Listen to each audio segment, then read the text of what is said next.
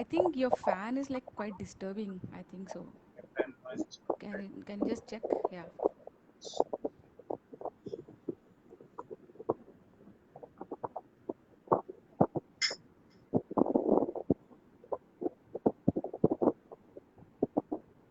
Is it a bit better now? Yeah, but there's some kind of disturbance. I don't know. Is it raining or something?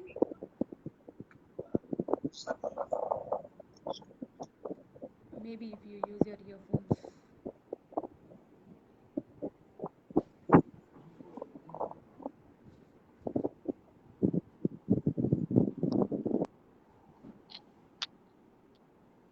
Yeah. Now it's good. Yeah, now it's fine. Maybe because Yeah, yeah, yeah. yeah, I Now I think can hear you better too. I think we are live. It's 9 o'clock. Uh, Yeah. I'll share the link to our group. no, I have done it, so I'll introduce you. Yeah. Andarki namaskaram. Good evening. Today we are on the third episode of our uh, book readers club. Uh, Me as my as a guest editor. So today I present you Abhishek Gupta. He's basically from Kolkata, but as a software engineer, engineers can do anything is one of the option that we have right now. So apart from being an engineer, he comes from a place which is rich of heritage and culture and literature. You should never forget West Bengal is the place which I'm talking about, and he's from the heart of West Bengal, city of joy, Kolkata. So he's a author of two complete books, out of which one he'll be discussing us with today, and he's also a writer of many short stories in various websites. He's also recipient of a number of literary awards that have been presented. I would like to actually point out a thing that he comes from a very influential family. I can say, I proudly say his maternal grandfather was a important part of INA that was first found by Sri Subhash Chandra Bose ji, and so his grandfather was a member of Azad Hind Fauj. And I should also talk about his maternal grandmother who passed away in 2019, who was a All India radio artist and a eminent playback singer for Bengali movies. So it takes great immense pleasure for me to present Abhishek Gupta today. I know him like a good, he's a good friend and an author friend.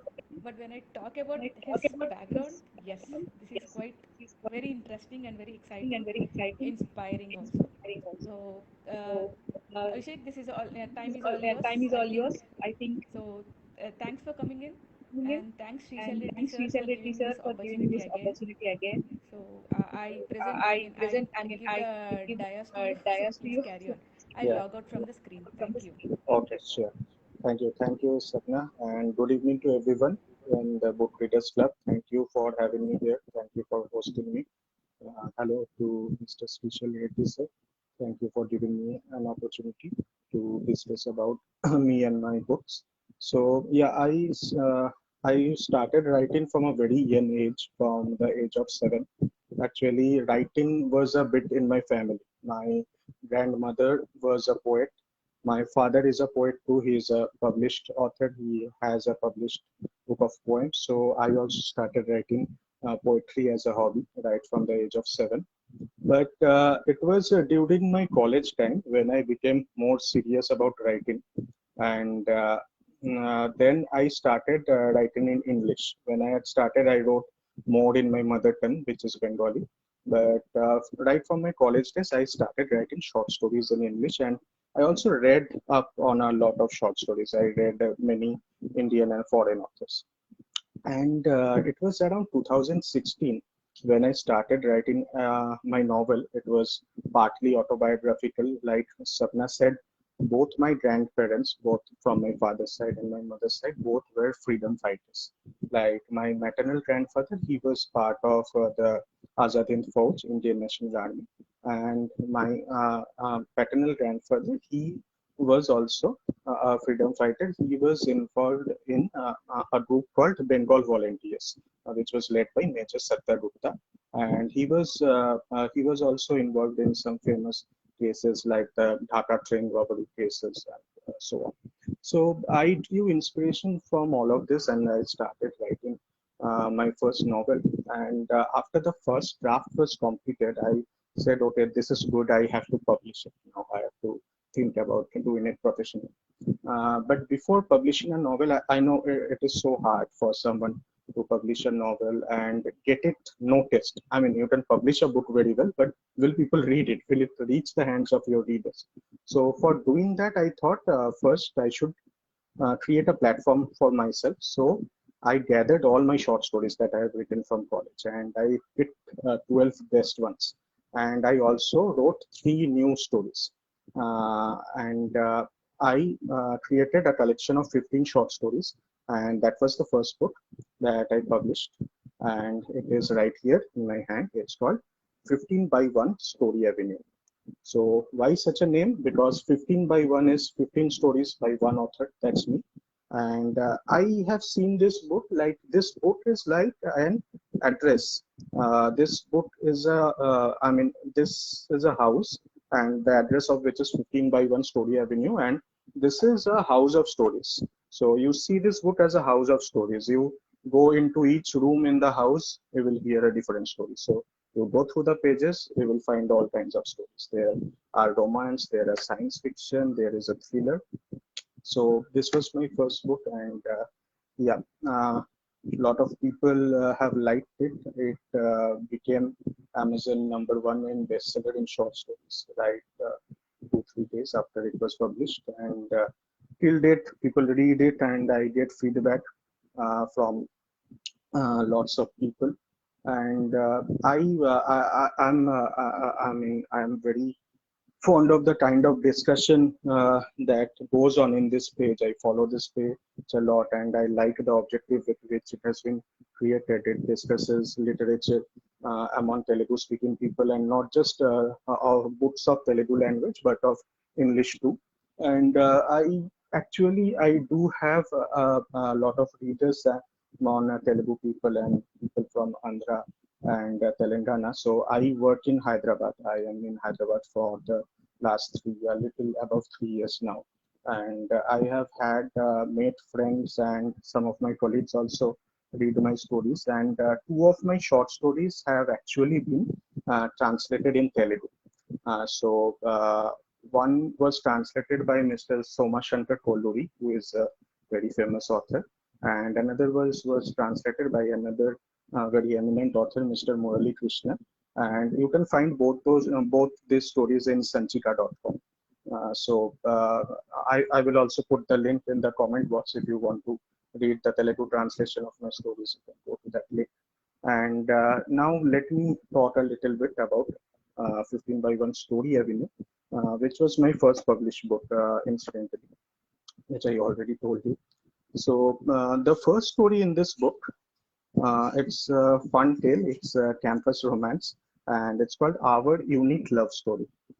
So why I wrote a campus romance? Because back when I started writing the book, I read around what is going on, what kind of Indian stories, stories from Indian authors are hit nowadays. So I saw a lot of campus romances going around, boys and girls falling in love in college. A lot of those kind of stories are being written and being read. But I read through some of them, and I saw that most of them was very far off from reality. I mean, they were very filmy. So you don't go into a college and do filmy things. You don't go and bash up bad guys, or you don't go and dance around trees.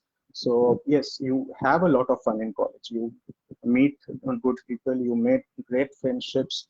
Some of us have found our sweethearts in college. Someone who has become our life partner, and we have very good conversations. We make memories, but at the same time, education takes precedence. So we go to college to study. So Babu, your parents have put you to college for study. So studying should be your priority. Other things will also come, but we should not neglect our studies. So I thought, let me write a story which should draw inspiration from my own life, my friends' experiences, some of my cousins' experiences, and try to create characters which are relatable, which are real, and at the same time, which is entertaining also, because I should not write something very serious which will bore people. People are spending some time, investing some time to read my book, so they should be entertained. So I created two characters. So my protagonist in the story, one is a girl. She is called Sheetal. Now Sheetal is soft-spoken, but she is very focused. She is very careerist. She is very clear in her mind what she wants to be in life, and she likes a certain guy called Ajay in the same batch. Now Ajay is the funny guy in her batch. So we have all have a funny guy in our batch, right? Who makes us laugh. He always cracks jokes and he always makes us laugh. So these two are very different people, opposite poles. But Sheetal somehow likes something about Ajay, and Ajay is a totally happy-go-lucky guy. I mean, he doesn't know what he wants to do tomorrow, let alone what he wants to do with his career. So he doesn't want to use his engineering degree also. They both study production engineering, by the way, in an engineering college. And Ajay doesn't know whether he wants to be an engineer or not. He wants to be a stand-up comedian. So that's what he aspires to. So how these two characters, I mean, what happens between them?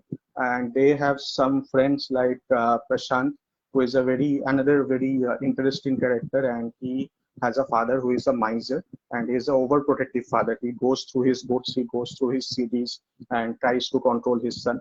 And how Ajay and Sheetal meet, what happens between them, how they ultimately fall in love. To know all that, we have to read this story. And there are a lot of things that I have narrated that actually happens in this college. Like every college has a fest, an annual fest, which is very popular among students. So there's a description of such a fest, and my hero of the story, Ajay, actually he gets a chance to perform in this fest, and that was his first performance as a stand-up comedian. What happens during that? You can read that, and also I have narrated their campus interview in detail. So both Ajay and Sheetal sit for campus interview. Ajay was not sure whether he wants to sit for campus interview. He was not interested in a job altogether. So Sheetal convinces him that no, you should sit. Whether or not you take up the job is another question, but you have got this opportunity, you should sit. So the campus interview is also narrated in detail, and Ajay is in his elements in the interview also. Instead of being serious about it, he makes the interviewer laugh, and he makes him laugh so much that ultimately he offers him a job. That man, we need funny people like you in our office. It's very serious in our office. You come, you tell us jokes, and he invites him in his company. So this is the first story. It's a fun tale. It's a romantic comedy. There's a lot of fun and a lot of romance too. So I'm sure you will definitely enjoy this one. You will find my book in Kindle. The paperbacks were all sold out, but it is still in Kindle. So you will find this book here. The second story, and it is a bit of graphic which I want to show, is called Drift. Drift is very different from the first story. Drift is about another couple called Ria and Rahul, who live in Mumbai. They are a living couple in Mumbai, and they both want to be entrepreneurs. They don't want to do run-of-mill 9 to 5 jobs. They want to start a venture themselves. So I have narrated a bit of the hardships and problems youngsters face when they try to put up a company these days. What happens to them? There are failures, there are multiple failures, but still they are hopeful and they want to come up with new ideas. Okay, venture A has failed, let me try venture B. These kind of things. And what happens? Ria, the girl, she comes up with an idea of opening a divorce management company. Now, what is divorce management? I mean, Rahul was totally shocked. I mean, what are you talking about? What is divorce management? Now, she said, see, nowadays there are a lot of divorces, and a lot of time these youngsters, apart from the emotional turmoil they go through, they are clueless about what to do. I mean, about the legal procedure, They do not find mental support. They do not find people to help them. So our company will help them. They will help them find a lawyer. They will help them find some counseling if they require any form of counseling, and they will be there in court procedures and court proceedings. So that was her idea. So Rahul was not very sure about it, whether or not to start such a thing. And what happened by coincidence, they had another couple friend who were married, Tritha and Saurabh. And Tritha and Saurabh were the hot couple in that group. Their pictures were all over in Instagram, Facebook. They were going on foreign vacations and all. So suddenly things turned sour between these two, and they were on the verge of divorce. And Ria and Rahul tried to help them. They did not want to do it professionally. They thought, let us try our hands on helping this couple. So they found out what went wrong between them, what really happened. And I won't tell you what has happened, because otherwise I will be telling the whole story. So just find out whether Ria and Rahul were able to provide support to Tritha and Saurav, and what happened between Cheetah and Saurabh? Did they stay married, or did they amicably get a divorce from each other? So this is my second story in the book. Like I said, there are 15 stories. Now I will discuss a bit about the third story, which is Mandroid. Yeah. So the third story in the book is Mandroid. So you see, it's a bit of wordplay. Man plus android is Mandroid. Now, this is a science fiction story. It's about a man, a very common man. It's like Srikant Tiwari in Family Man. So, no, he doesn't have a double life like him. He's a very simple man doing a very simple job. He is a clerk in a corporate office, and like he goes out of his home every day, catches an auto rickshaw. From auto rickshaw, he gets down at a railway station, he catches a train, and then he goes to his office. He is married. He has a son. Son is called Arav, and his wife's name is Reshmi. And it's written in first person, so the man is narrating what has happened to him. Now, suddenly on the way to job, and he's a very timid kind of guy. He never protests. He never says anything back to people. He's a very good father to Arav. He gives him company every day. But his wife doesn't like that he is not standing up to something. Like on his regular journey, auto drivers are saying something rude to him, or in his society, he gets into some argument with somebody else. He will always accept defeat. He will always settle the matter amicably. Now, what happens on the way to work? One day, something falls in his eye, and this actually I drew inspiration from my own life. On the way to work, one day some dirt had fallen into my eye, and that was when I started thinking about the story. What if it wasn't some dirt that had fallen into the eye by accident, but it was intended? Somebody had thrown something in his eye. So, what had gone into his eye was, in fact, a computer chip, and through that computer chip, a scientist started controlling his brain. So he made him a human robot, man plus android. He made him a mandroid. And then the scientist made him violent. He totally changed his character. Now this guy started bashing up people. If auto driver told him something bad, he beat the shit out of him and also four other auto drivers. He broke his auto altogether, smashed the window screen. Then there was a bully in his son's playroom. He used to bully his son every day. He used to beat his son every day. His son complained to him one day, and there was a birthday party in which he had accompanied his son. There too, that bully guy was disturbing his son, so he beat him up also. Now, what happened? Beating up people became a habit, and one day he was about to kill his wife. He was angry with his wife for some reason, and he was about to physically harm him. In the last moment, he stopped himself. He says, "Arey, what am I doing? Just going to kill him." Now, but after that incident, his wife understood that he was about to hurt him, and things turned sour between them, and she leaves his house with the son. Now, what happens in his head after he was alone, after his wife and son left? He was like devastated. and now he started hearing voices in his head. That scientist started communicating to him through that chip, and he told him his name is Dr. Rudra Prakash, and he told him that he is making him an android as a revenge. This man's father was a scientist, was a fellow scientist with Dr. Rudra Prakash. Rudra Prakash made this invention. They were into Indian government's robotics department. They wanted to create new age robots, but Dr. Rudra Prakash wanted to create human robots. And this my hero's father stopped him. He like totally destroyed his invention. Now Dr. Rudra Prakash had gone off the public eye for the last 20 years, and he is building on his invention. And as a mark of revenge, he chose that this very scientist destroyed my career. I will take revenge on his son. I will make him my subject. So that is why he is doing.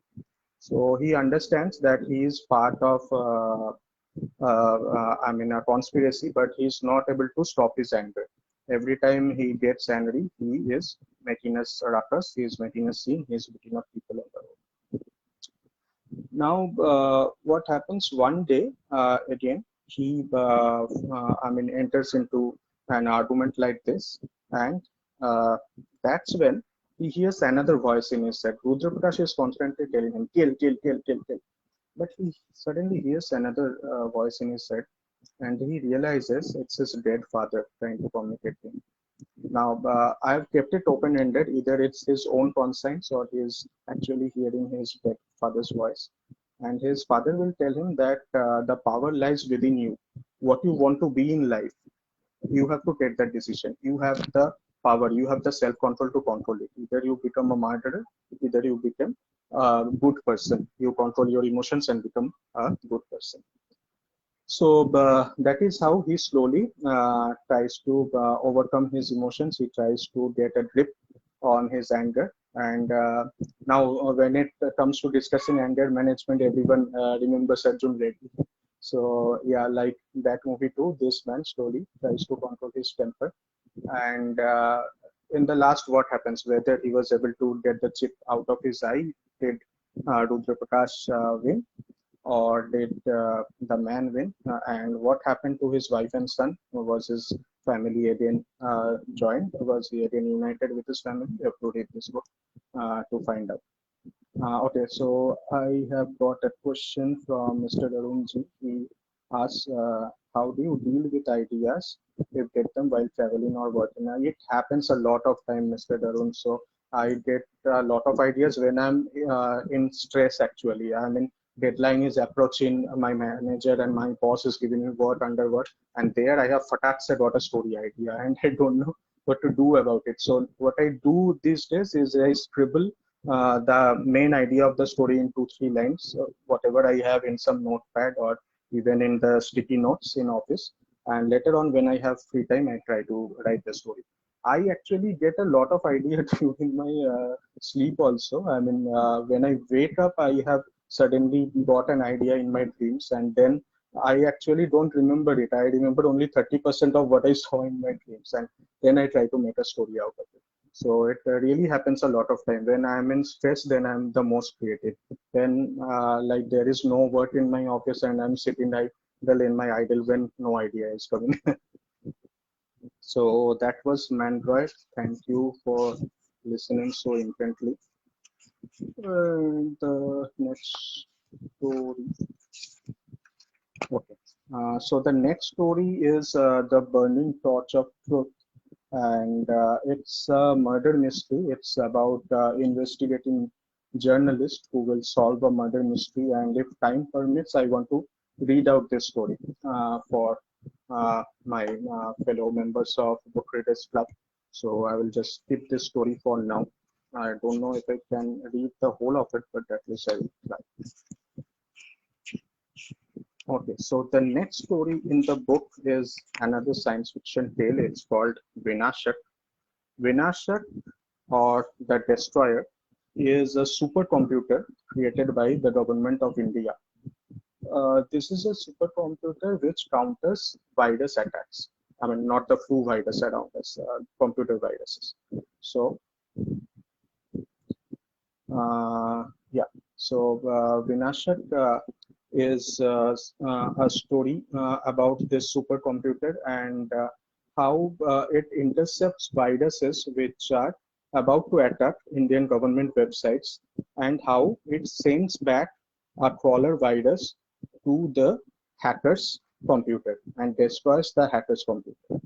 And for doing so, the raw team, the intelligence team of Indian government was involved, but they needed some additional help. So they will get the help from a this kid, a genius kid who is a computer hacker who studies in Delhi University, and they also need some Unicode coding. For that, they get help from a professor of linguistics. And how this very different kind of people form a team and form this supercomputer, Minaship, which actually averts a very significant attack by a terrorist called Usman Khwaja, and saves all the Indian government websites. To know that, you can read the story. And yeah, so that's about Vinash. Okay, so yeah, those are the major stories in the book. And now the stories are really short stories, like 3 4 pages. There's a story called Weeds. It's again about two youngsters falling in love, and they are enjoying. They are smoking weeds and conversing with each other, and later they realize that they are in love with each other. There's a funny tale, Honeymoon to Remember. So this again is a bit of inspired from my real life experiences. So we have it's about a couple who had gone on their honeymoon to Vizag and Araku, and in Araku, all through their journey, a man was following them, and he was really irritating. And after a point of time, it became scary. So they were wondering why this man is following them, and in the end, they confront that person, and there's a twist in the tale why that person was following them. So and it's a funny twist. So you have to read and find out what it is. The next one is Ganges Full of Love. This is again a kind of love story. It is about a newly married couple. They are married, but they have arranged marriage, and they hardly know each other. And even after marriage, there are so many so many relatives they have to visit, and the guy is busy in work, the girl is busy in household chores. So they are not really bonding with each other. They are not really becoming friends with each other. So this couple, they go on a day outing on the shores of the Ganges, and they go to a protein restaurant. They take a boat ride on the Ganges, and how the bonding starts developing between them. So it's a sweet little tale of love. The next one is The Lost Umbrella. It is about a guy. A lot of us who are in IT, we are familiar with the term on-site. So we go to on-site. We go. Last 2 years there's no traveling, but before that we used to travel. We used to travel to foreign lands, US, UK, Europe, and work out of our client's location. So it's about such a guy who has gone on a project to a client location. He's feeling extremely lonely. He's feeling very weird in USA. He's not liking anything, and he's feeling very lonely. He's almost on the verge of tears. This is his first time away from home, and he has an umbrella which is very dear to him, and he loses that umbrella. One day he has gone to the grocery and he has left that umbrella there, and like he is totally shattered. Like he has no friends, and now his umbrella is also gone. So he went on a journey to bring back his umbrella, and like he meets a lot of people in that process. He meets a Bangladeshi taxi driver. He meets several other interesting kind of people. And what happens? Did he find his lost umbrella, or did he get some education which was he able to use later on his life? You can read this story and find out.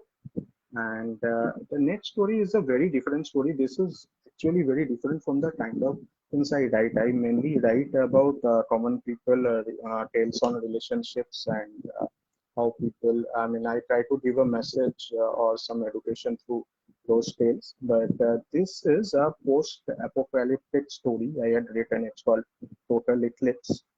It's about, like I said, it's a post-apocalyptic situation where there's a riot in Kolkata and all hells have broken loose. And like there are mass murders, people lying dead on the street, and there's a certain man who is narrating this story. He is trying to run away from the city, far off from this metropolis. And he narrates his experiences, and it's very dark, it's very bitter. So, I mean, you got to have a strong heart to read this, what all he experiences, what all he sees. And in the end, actually, he tries to scribble a few things he has seen in a diary. And an Indian army officer finds that diary after it was all over. And he reads through his diary, he finds out what had actually happened to that person. So, yeah, I don't write dark stories much, but this is something that one flash of idea had come and I had written. The next story is called The Perfect Photograph.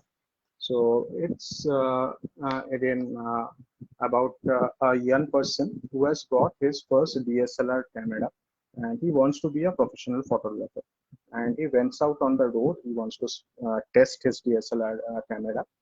He wants to take a great photo. So he clicks. He clicks several photos, but he is not satisfied. He has not got that one perfect shot which will satisfy him. And after like 2 3 hours, he will find that he will come across a scene where a street boy, a boy who lives on the pavement, he is playing with a street dog. And he watches them and he says, "No, this is a perfect shot." He tries to take that shot. But then a realization dawns upon him. He thinks that even if they are living on the streets, they have their right to privacy. So I shouldn't be intruding their privacy. Am I doing the right thing? That confusion comes to his mind. And what he does next is narrated in this way.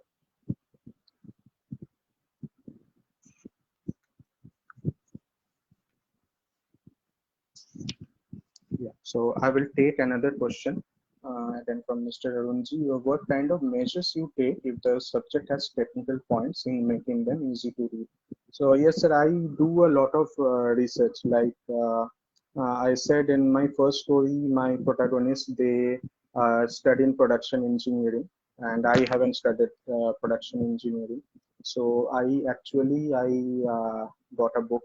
I read a few chapters of production engineering.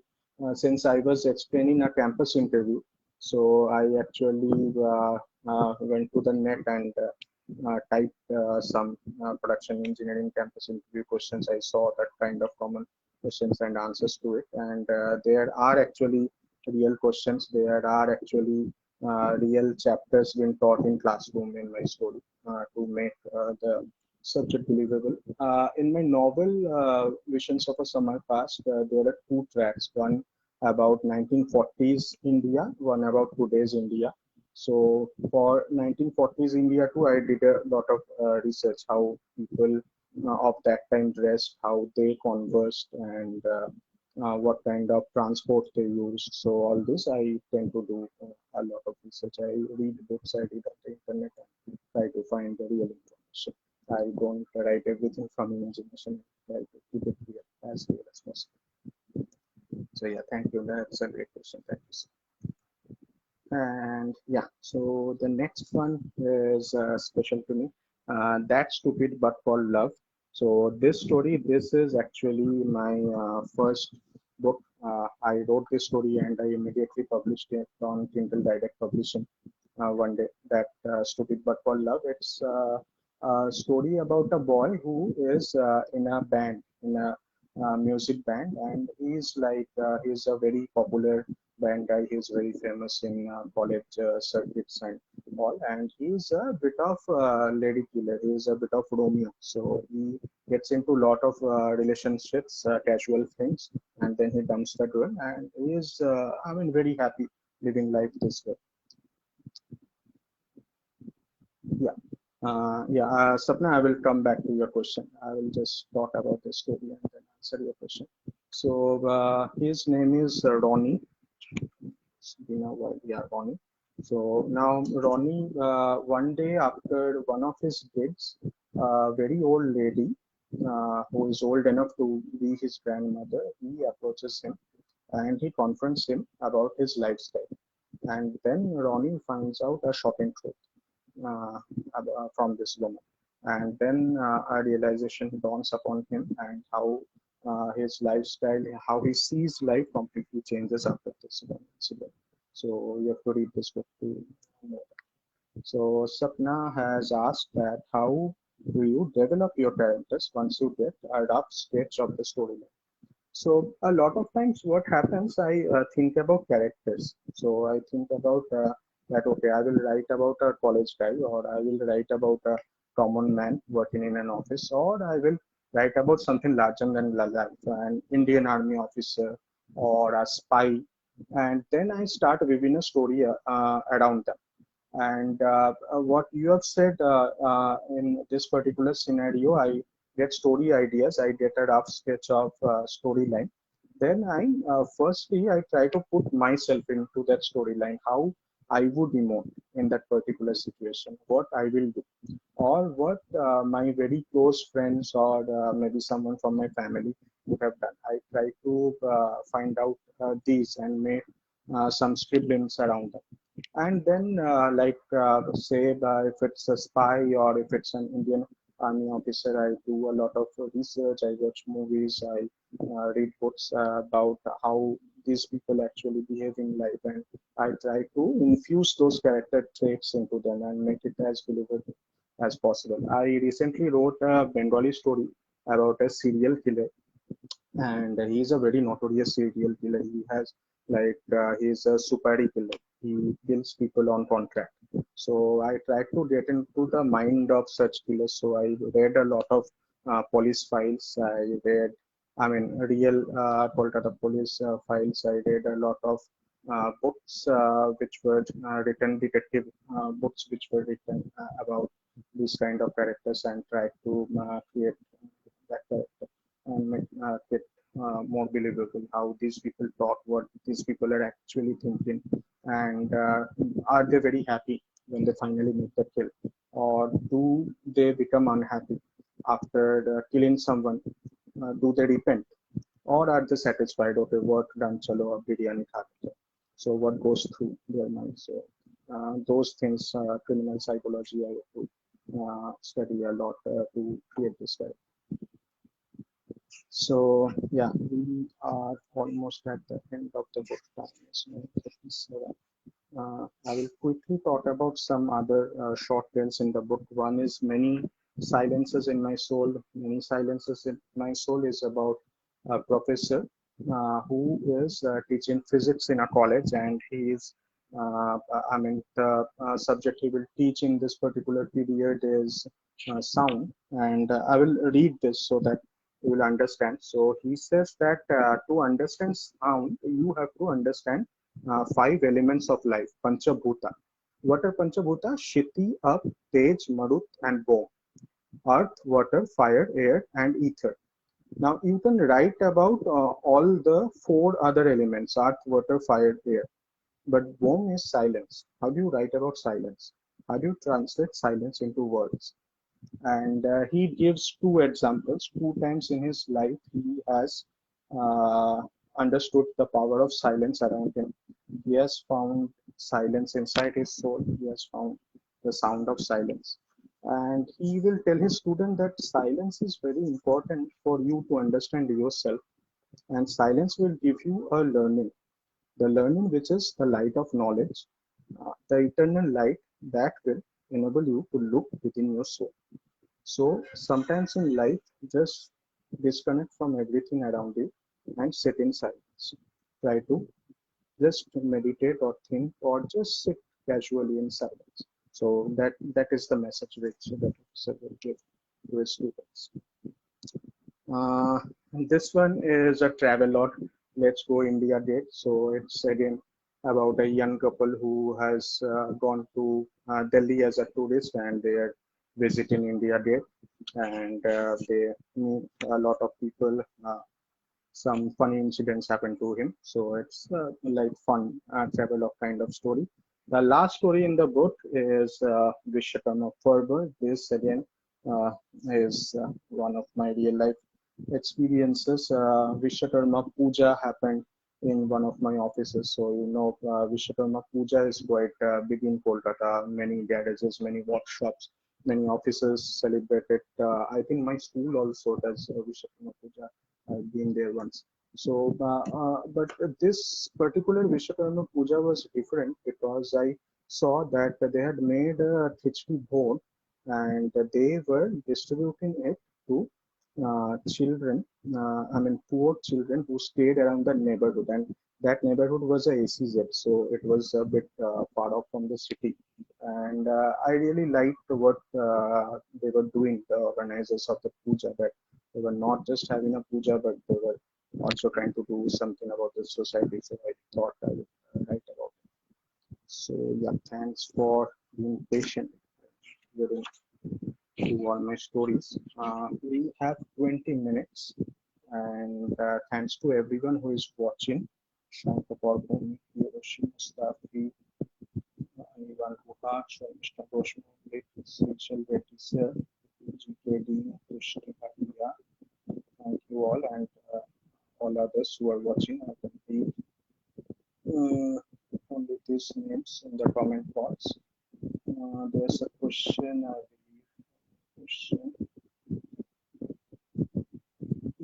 Yeah, okay. Sapna wants a bit of insight about my second book, Visions of Summer Past. So, Visions of a Summer Past is a novel and it has two distinct timelines, like I was saying. One is set in 1940s India and one is set in today's India, 2010s India actually, not 2020s, 2010s India. So it has two protagonists in two tracks. The protagonist in track one is Prafulla Chandra Sen, who is a lawyer in the Dhaka High Court, and the second protagonist in track two is Rohit Sen, who is Prafulla Sen's great grandson. He is a software engineer in today's India. And what happens by some magic and by some providence, both of them get some special powers. So Prafulla Sen is granted the power to see future by a magical woman, and Rohit Sen gets the power to see the past. And both of them, they start getting visions of each other's life. So that is why it's called Visions of a Summer Past. One is getting a vision of past and another one is getting a vision of future. They are seeing snippets of each other's life 70 years apart. And why are they seeing so? There's a certain reason.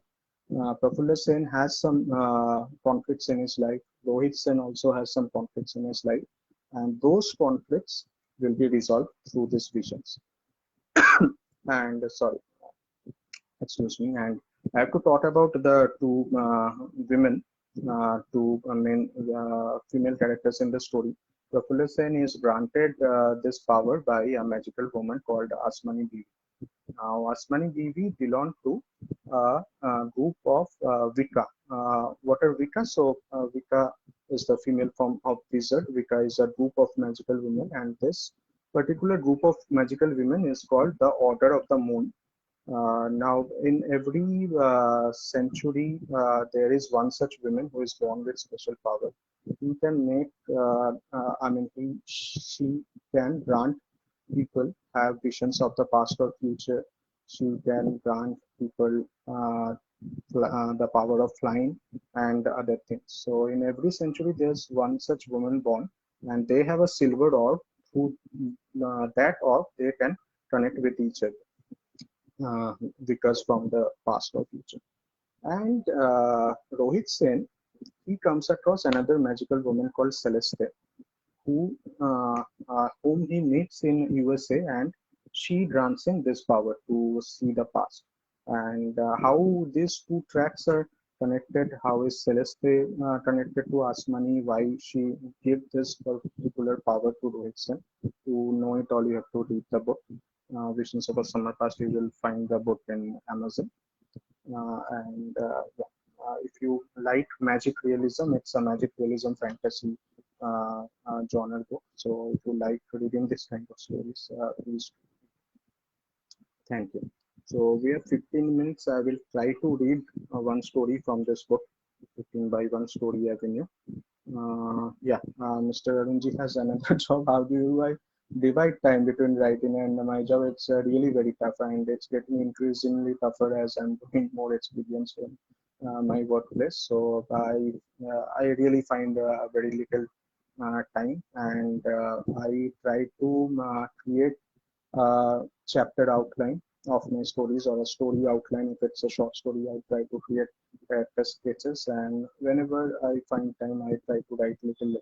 So it takes me a painfully long time to write a book. It took me like 2 3 years to complete my novel, and then I understood that novel is not my forte, because I will take like eternity to finish a novel. So I'm better off writing poetries and short stories, because that will hardly take me 2 3 days. So I have again started writing short stories, and maybe someday again I will come up with another short story and poetry collection. So let's see if I can write good stories that can be shared with people. I will definitely come up with that. Okay, so let me start reading The Burning Torch of Truth, and probably I cannot finish it, but as much as I can read. But before that, kindly allow me a water break.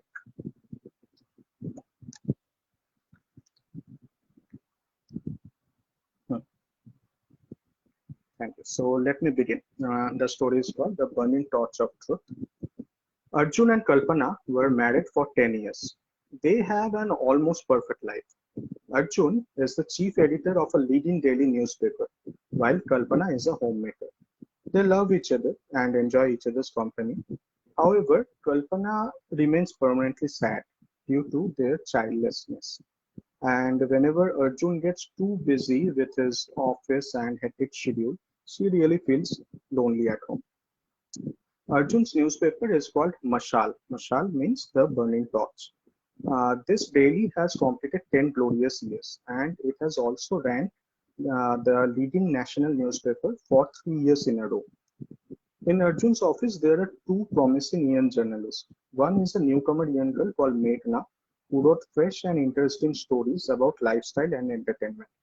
Her column is very popular, and Arjun is also very fond of her writing. He encourages and praises her a lot in public. The second promising journalist is Jay.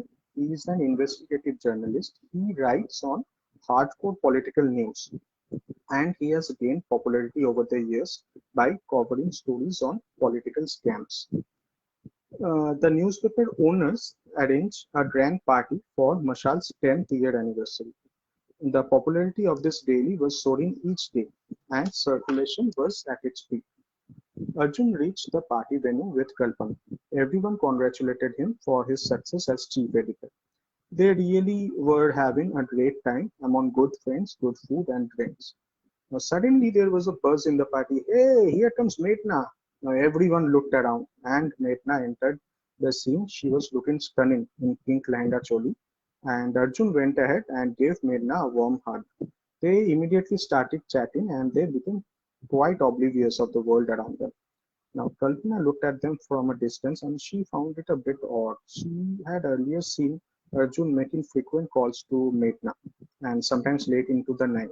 And she really felt uneasy to see the two of them getting so close, probably a bit too close for her comfort. After some time, Arjun came back to Kalpana, and they headed for dinner. Kalpana looked around but could not see Meghna in the party anymore. Suddenly, Arjun received a call. He went outside to receive the call and later informed Kalpana that something urgent has come up and he has to leave immediately, and Kalpana can go home on her own. Now, Kalpana asked her what is the reason why Do you have to leave so urgently? But Arjun said, I will tell you later. But it was not actually Meghna who had called Arjun. They were not having an affair. It was actually Jay who had called Arjun. He was following the State Minister of Food and Public Distribution, Sataram Dubey, and Jay believed he was involved in some major scam regarding food grains. Now, Jay was fined for him for the last few days to gather evidence. But that evening, something lethal was going to happen. Dubey and his henchmen were visiting an under construction building on the outskirts of the city, along with a local police inspector. There were tight security at the venue, but somehow Jay managed to slip unnoticed. Inside, Dubey was praising the police inspector on his recent good work. Inspector Sharma, it's really commendable how you busted the entire drug racket. Dubey patted Inspector Sharma's back as he added, but Sharma, it's a pity that all the drug peddlers were shot dead in the operation. If at least one was alive, we could have known the names of the real big fishes behind them. Inspector Sharma nodded his head in it. Man, that's true, sir. It's a lost opportunity. Dubey said, you know what? It's actually a blessing in disguise for me because nobody knows it's actually me who was running that racket. Inspector Sharma froze in silence. He was shocked, but then he said, sir, are you joking with me, right? Dubey's expression completely changed. He now looked really vicious. He said, those were my men you killed, Sharma, and those were my material you had captured. Inspector Sharma still tried a half-hearted laugh. He still thought Dubey was joking. But the man facing him looked really sinister now. So you don't believe me, officer, right? You think I'm joking. You think I'm joking, huh? Tell me, how can I make you believe that I am serious? Tell me. Now Inspector Sharma was astounded and he was spellbound. However, Dubey answered himself. Probably you will believe that I'm saying the truth if I kill you right here. And he took out a gun from his pocket. Now Inspector Sharma was very uneasy. He tried to get up from his chair, but two of Dubey's henchmen held him tight. Dubey took out the gun from his pocket and without another word he fired his gun. And he killed the inspector in cold blood.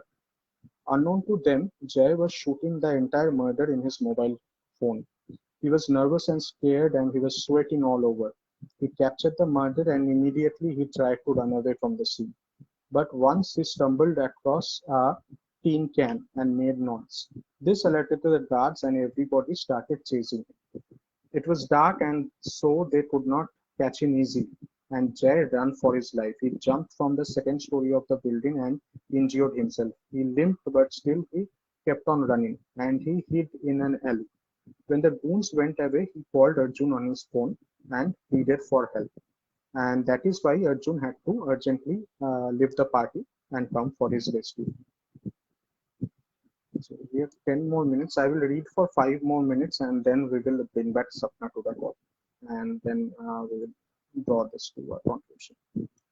Now, Arjun reached Jay safely and he brought him out of his hideout and he arranged a safe shelter for him in a secluded spot. He advised Jay to lie completely low for a few days, and he was the only one who made calls to him secretly and went to meet him daily and give him food and other supplies. However, Arjun's activities enhanced the suspicion in Kalpana's mind. She was almost sure that Arjun is having an affair with Medna. And back in office, Arjun has actually appointed Medna to help on Jay's case. He told her the truth about Jay. Only Medna, Arjun, and Jay now knew about the murder. And Medna was shocked and she readily offered to help. How can I help, sir? She asked. Now Arjun had a plan. He asked Medna to spy on Dubey and she will pose as a lifestyle reporter and go to Dubey's home and try to interview him. So Medna visited Dubey one day for the interview. She highlighted all good things that the minister has done in the past. She praised his sense of style and his humble living standards and easily won over Dubey's confidence. And in the course of the interview, Dubey suddenly received a call from the chief minister and excused himself. Now Medna grabbed the opportunity and he tapped Dubey's room and phone. She put some tapping device in Dube's room. Now, back to Arjun. Arjun now spends most of his evenings after work by either going to visit Jay or spending some time with Meghna on how she is proceeding on investigating Dubey, and he also listens to the recording from the minister's tap room. Now, he stays away from home for really long hours, and Kalpana feels more and more lonely and such suspicious, as Arjun said. And Arjun was quite impressed with Meghna's work. And whenever he was sitting with Kalpana, they were having dinner or something, he was praising Meghna.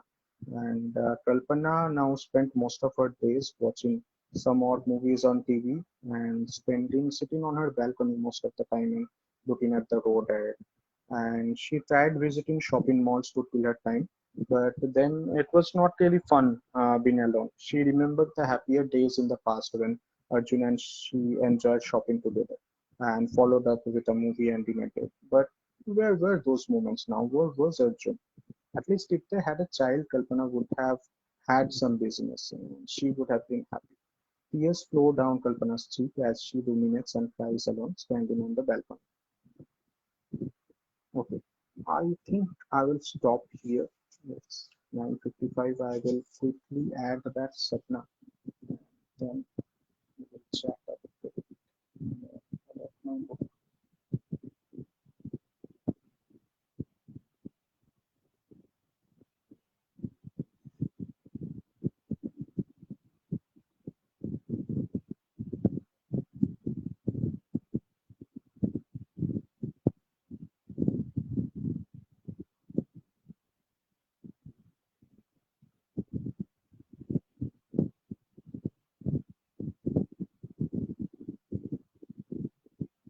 Okay, so Sapna, I'm not able to add you back. It already shows you were inverted. Okay, yeah, I got the option. Okay, yeah. I have been able to.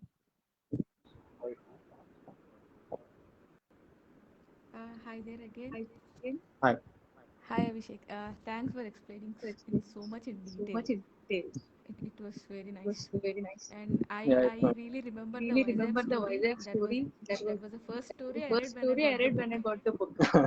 Yeah. So because I am a little bit connected to Vizag, so that's the reason.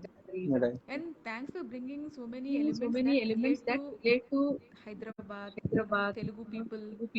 And I actually forgot to mention to the audience that Somshekar Kolluri has translated your story, and another was is it like Murli Krishna Kasturi Garu, I think. Yeah, I remember his first name Murali Krishna, and Yeah, I think it's yeah, him only. yeah, both Yeah, of them. Yes, yeah. yeah. On So, it's a fortunate thing I met both of them, and right. uh, because I already told you my mom is a writer, and I associated Yes, with yes, Somshekar Garu, Somashankar yeah. Garu. Sorry. And I Mr. think. Murali he translated a very interesting story. So it's Mm-hmm. a mythological fiction. So it's Okay. called Jai Sri Ram, and it's a incident of Ramayan written Okay. from the perspective of Ravana, and it's something very interesting. What happens during the war that is about to begin between Ram and Ravana, and Ravana has something. So, and that was what he translated. So, Interesting. uh, And thanks for coming in actually, because you have given a new insight of short stories. Because thank you. usually, as Thank you you for said, having short me here. stories go in a single kind of theme. But Yeah. one of every story is from a different. I should not say genre, but they come from a different background. So Right. yeah, and inclusive of the government of India was one of the interesting thing in that story. Yeah, I still remember reading that. I was just checking out the book. I have the copy with me, so I was checking out the underlined lines that I have done. So I think we are done. If you have anything Right. to say about I would just like to thank uh, Mr. Seychelles, right? Garu, Srishal Reddy, and Mr. GKD for saying that it's a very nice session. Thank you. And thank you for having me here. And yeah, I will keep following this page. I really enjoy following this page, listening to different podcasts, Thanks, and I Abhishek. think Hopefully, you will you start all. learning Telugu and write a story in Telugu. Sure, sure. I will start. That's I try to talk in Telugu. When people in my office are talking and there are some English words in the conversation, I actually understand the crux of what is being said. But yeah, I haven't really learned the language, and I will try. it was quite exciting when I was reading the background again while I was introducing you. So thanks. I should say thank you because associated with you is like it's a privilege I can say. Same here, Thanks for Swapna. Thank you accepting for this having me here. and thanks for giving an insight about your the way of writing. Because there's a lot of research that you do that is being said now. Hopefully, Right. we'll get to read so many other stories from you. And thank you so much Sure, for coming. sure. Thank you. Thank you. Thank you everyone for listening. Thank you. Thank you all. Good night.